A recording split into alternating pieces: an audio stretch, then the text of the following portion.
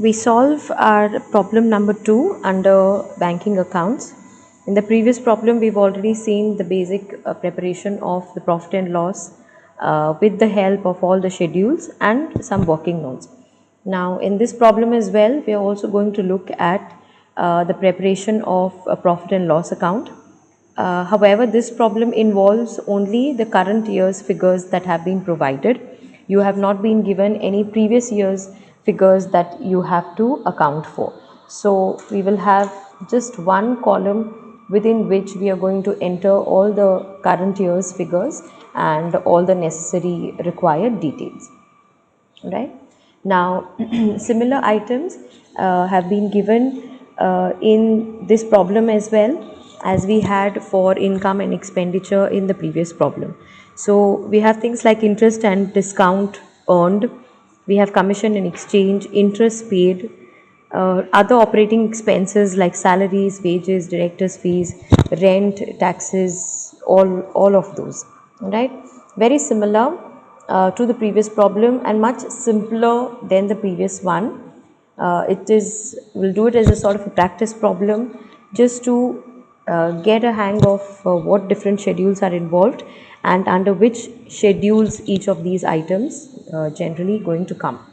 Now, let's start marking each one of these items according to the schedules that they will go under, right? So the first one being interest and discount earned.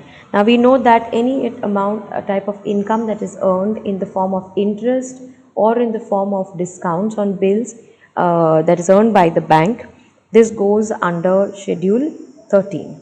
All right, so schedule 13, that is income or interest earned under income. Then you have commission and exchange, which we are going to show under other income. So any commission received or any profits on exchange rates that are made by the bank will go under other income. Next we have interest paid. Now interest paid we know is interest expended, so it's schedule 15.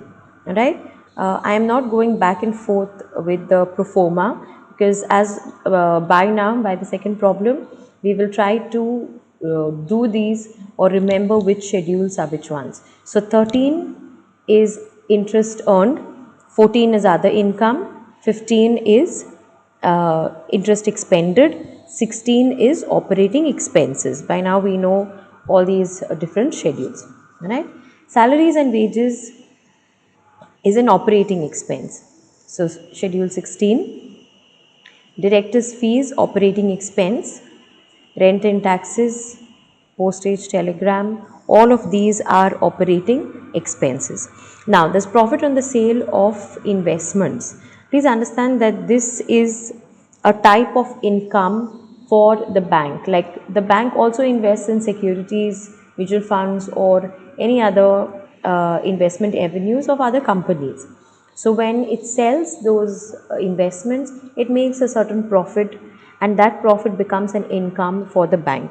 So now it is not interest earned type of income, but it is more in the form of other income. Okay, so schedule 14 other income is where we will put profit on sale of investments. Now there is also loss on sale of investments. Some loss was incurred by selling those investments. What do we do here?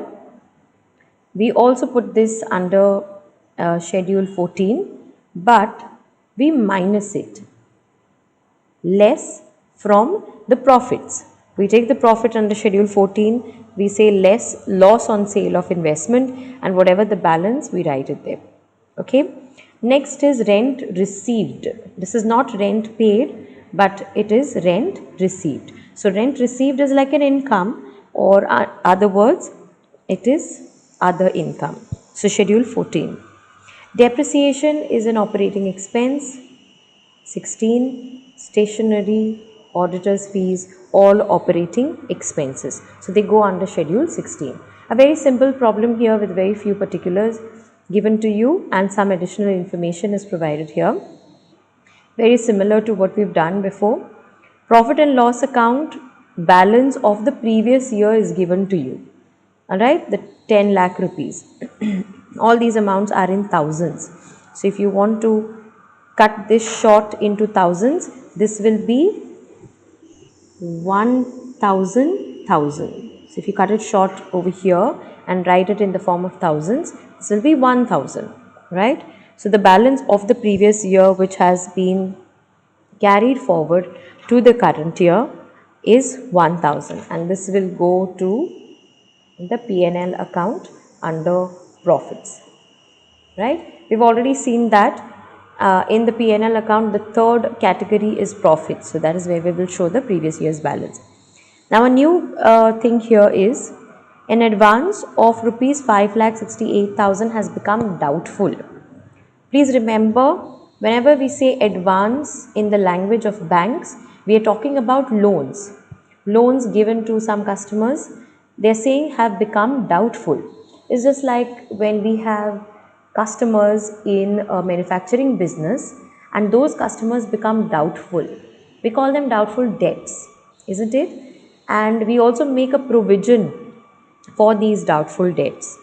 There is something called RDD, the reserve for doubtful debts, because we don't know whether we will ever recover the money from them. So we make a provision for the losses that we might incur if they don't pay.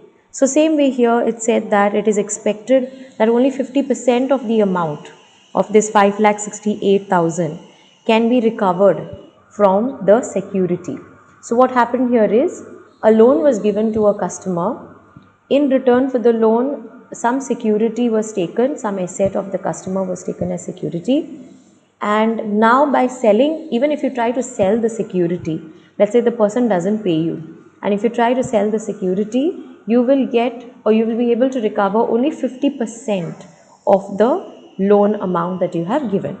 So you have to make a reserve or a provision for the remaining 50%. The remaining provision for doubtful debts will be 50% of this 568. Then there is provision for income tax that we calculate on the profits before taxes.